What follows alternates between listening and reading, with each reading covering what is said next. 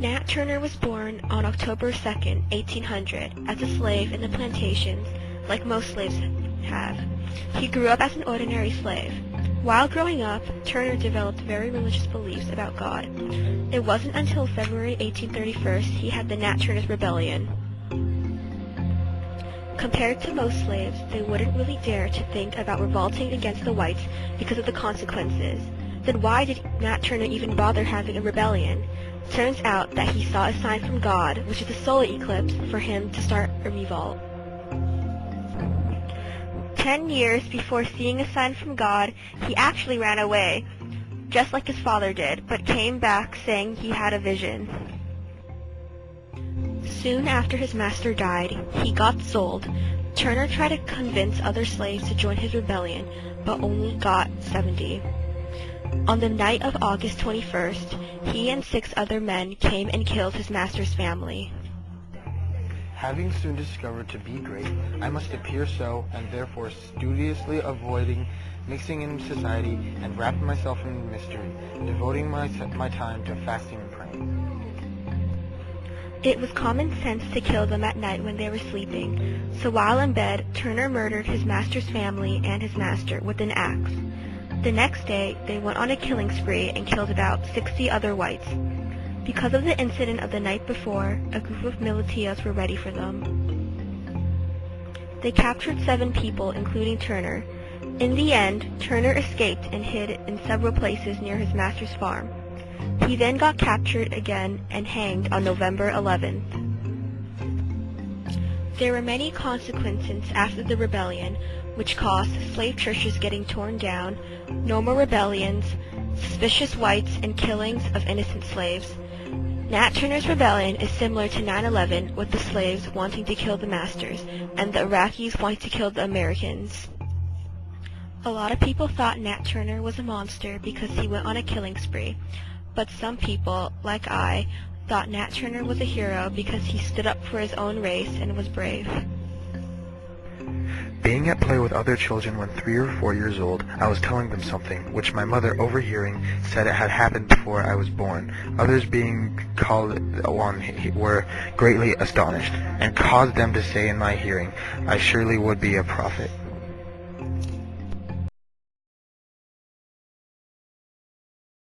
To return African Americans to Africa, to create a vibrant black nation, empowered through economic independence.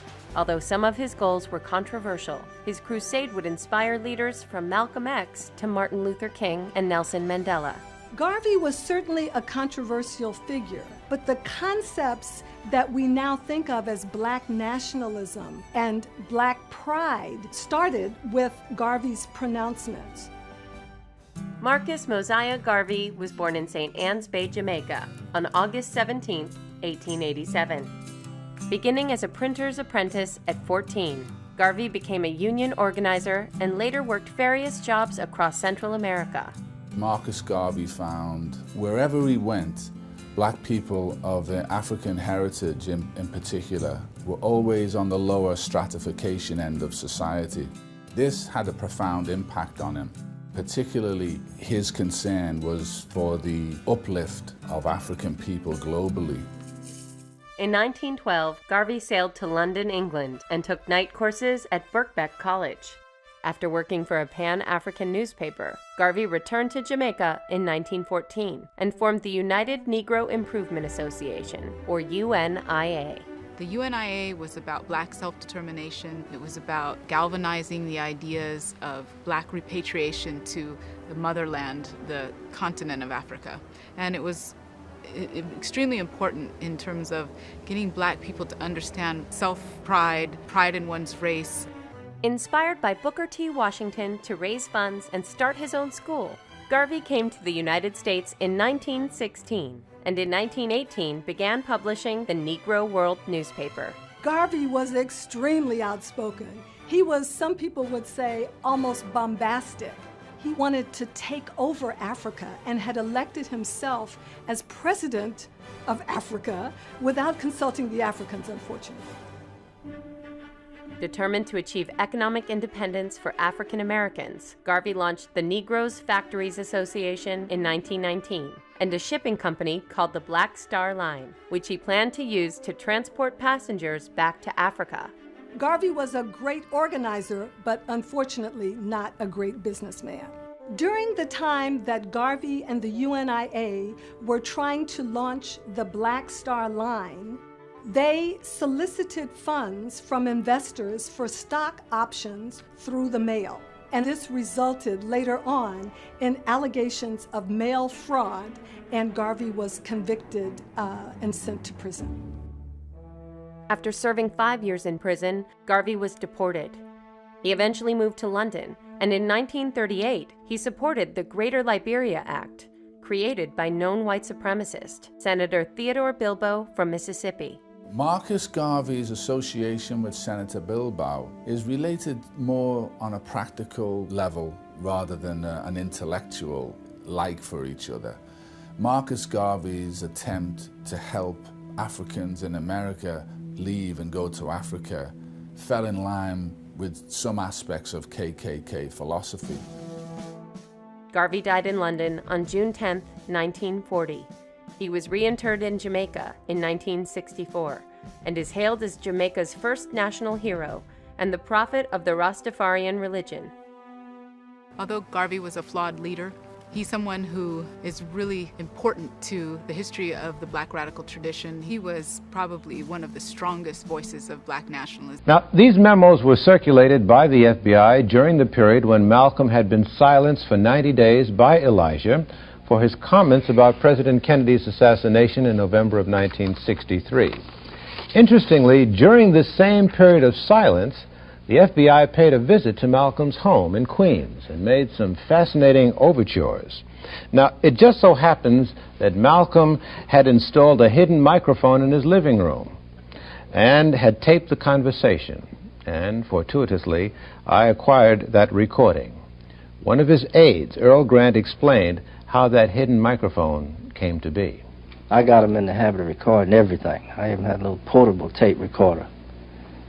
Used to carry around with me, and that's how I got all those tapes. And so I told him he should have one at his house. You never know who's going to come by. Even start taping his telephone calls, you know, so he'd have a record of everything. And so we had a very high-quality machine. It was under his couch, and had a little switch he could click it on. And so that was set up for that kind of eventuality. If you ever got any visitors for any kind of reason that he wanted a record of what was said, they'd never know he was taping them. Morning, how do you do? We're with the FBI. You have a couple minutes like talking? No, a couple minutes. Your name is Beckwith. Beckwith? Right. And yours is Fulton. Fulton. Right. From which New York. New York. There's only one. Only one here. Is probably what you assumed we came for, to obtain any information you want to give us about the Muslims. I didn't assume anything. No, that's a very general statement on my part, but as you know, we follow the activities of the Muslims as best we can. But we're always looking for new avenues of information, and who better than the head of the Muslims.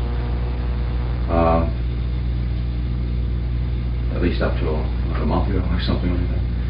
We're wondering, how's your suspension status? No one knows but Mr. Muhammad. You have to ask him. You're still in the status as of now. I mean, you're not working now or teaching now at all. Well, I'm still under the suspension. That's what I meant. That's a temporary thing. As far as we know, he's the only one who can give out any information on that. Yeah. I couldn't say anything beyond what he has said. Yeah, I think he has said that it's a temporary suspension. I'll be frank with you. One of the reasons we picked this particular time to contact you is because of this suspension. The suspension was brought about by my own doing. Yeah, exactly. But who knows what was in your mind when you did receive the suspension. In other words, bitterness could have entered into it.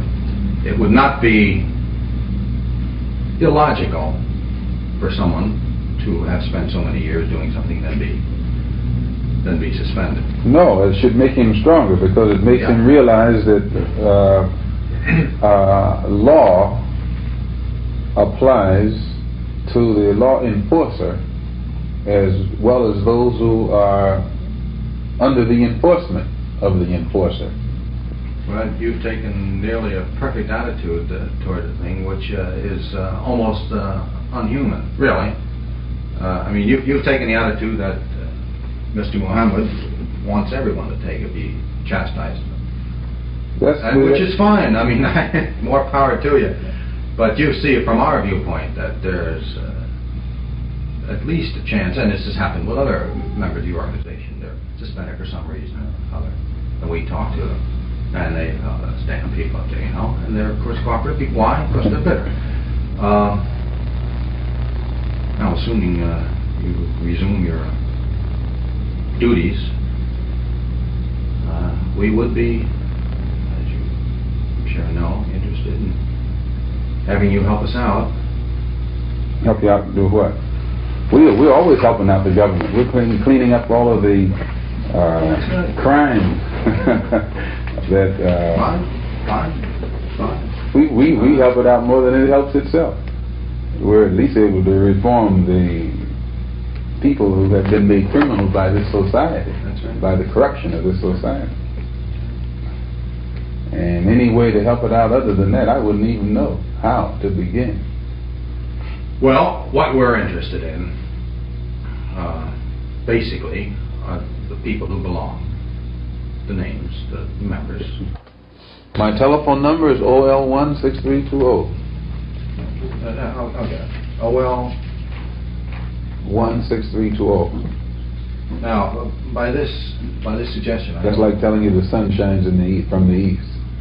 Well, no comment. And the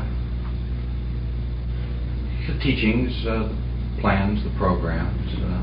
No teaching is more public than ours, and I don't think you find anybody more blunt in stating it publicly than we do. No, exactly. I don't think you can go anywhere on this earth and find anybody who expresses their views on matters more candidly than we do. I can only agree with you. I mean, no, that's right. Yeah, you're right. You do. The main thing is there is a certain area of responsibility. This is because getting into our angle of it. What we really want are the names of all those who belong. The names, who they are, the identification. I don't even know them. Do you keep no records? That's not my job. I'm just a preacher. Yeah, but somebody up there keeps the record. I don't know who. I don't have any knowledge of those kinds of things. With all these other responsibilities I've had, it'd be difficult for me to worry about names. Plus, you would insult my intelligence asking me for them.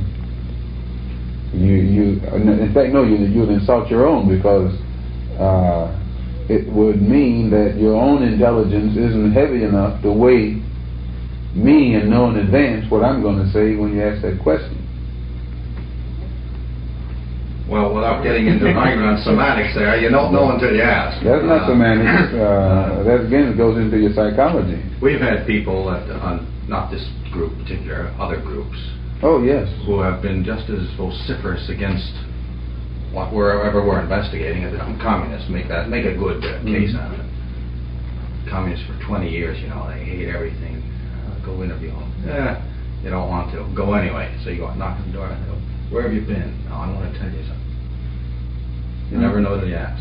And that's happened so many times. Sometimes